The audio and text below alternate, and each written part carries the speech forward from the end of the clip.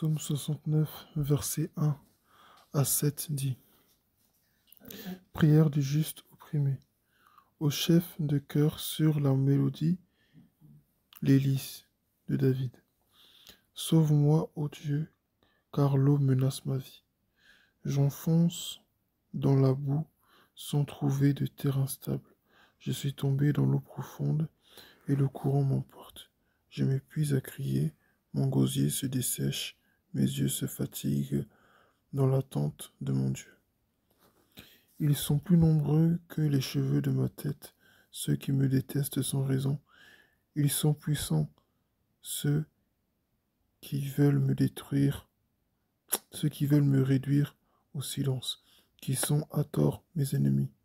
Ce que je n'ai pas volé, il faut que je le rende. Ô Dieu, tu connais ma folie, et mes fautes ne te sont pas cachées. Que ceux qui espèrent en toi ne soient pas honteux à cause de moi. Seigneur éternel, Maître de l'univers, que ceux qui te cherchent ne rougissent pas à cause de moi. Dieu d'Israël. Amen. Amen. Donc ici, c'est vraiment la prière de David qui fait appel à Dieu dans un moment difficile. Et nous avons vraiment l'habitude de voir David crier à Dieu. Alors quand on lit ça comme ça paraît tellement habituel parce que David crie toujours à Dieu. Oui, David appelle Dieu ici, David appelle Dieu par là.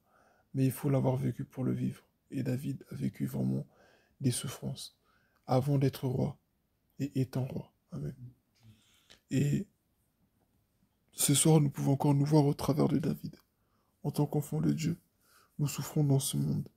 Nous sommes livrés à toutes sortes d'épreuves, à toutes sortes de souffrances, à toutes sortes de défis.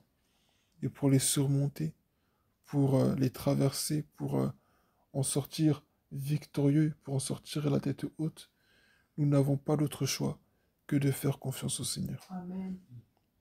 Un chrétien, dans sa vie, il doit savoir que tout ce qu'il doit faire, tout ce qu'il projette de faire, doit être basé sur Dieu.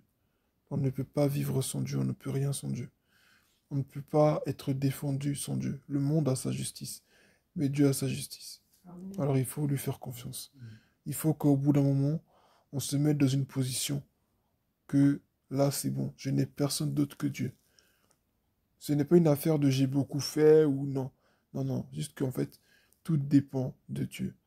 La situation que je vis, le travail que je cherche, ce que je cherche à avoir et que je n'ai pas.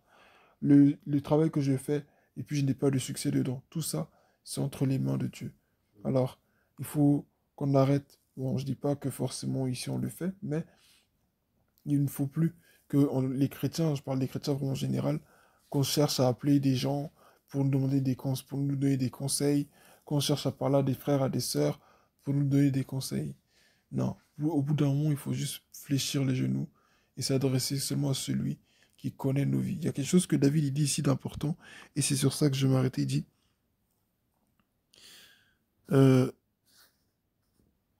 ce que je n'ai pas volé, il faut que je le rende. Ô Dieu, tu connais ma folie, et mes fautes ne te sont pas cachées. Ceux qui nous détestent vont toujours trouver une raison de nous détester, vont toujours trouver une raison de nous haïr. Amen. Mais Dieu dit, mais Dieu nous connaît. Amen. Et Dieu sait ce qu'on a fait et ce qu'on n'a pas fait. Dieu sait si on est coupable, si on n'est pas coupable. Dieu le sait. Donc, il faut vraiment lui faire confiance. Il est notre juge. Il est aussi notre avocat. Et dans son tribunal, nous ne serons jamais reconnus coupables. Amen. Donc, faisons-lui confiance. Amen.